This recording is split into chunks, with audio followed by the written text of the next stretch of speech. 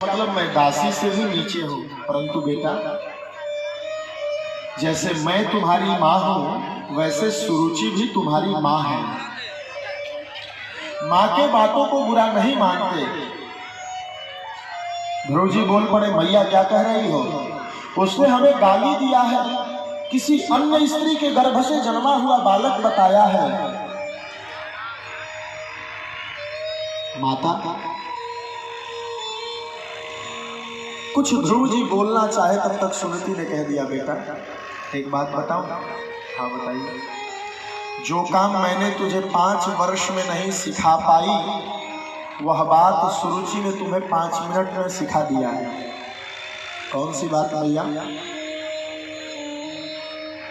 बोले कि तुमने मुझसे क्या पूछा था? बोले पिता कहाँ है? मैंने तुम्हें पिता का पता बताया था और सुरुचि ने तुम्हें परम पिता का पता बताया है। बेटा तुम तपस्या करने जाओ और तपस्या करके भगवान को प्राप्त करो।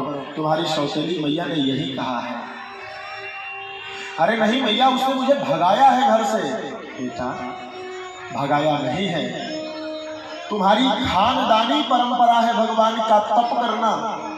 तुम्हारे परदादा ब्रह्मा जी ने 100 दिव्य वर्षों तक तप किया, तुम्हारे दादा स्वयं मनु जी ने तप किया, अब तुम्हारे पिता 2 पत्नियों के चक्कर में पड़ करके तपस्या करना भूल गए हैं। ये परंपरा टूट रही है, इसीलिए तुम्हारी सौतेली माता ने तुम्हें योग्य समझ करके तुम्हें तपस्या का मार्ग बताया।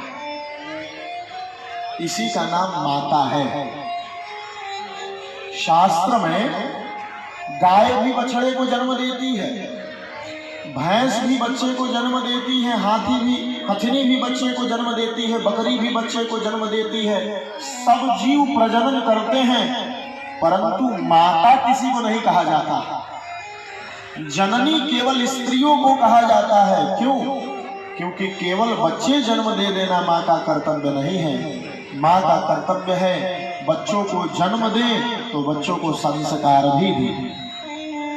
और शास्त्र में 2 माताओं का नाम अमर है, एक है सुनीति और दूसरी है माता सुमित्रा।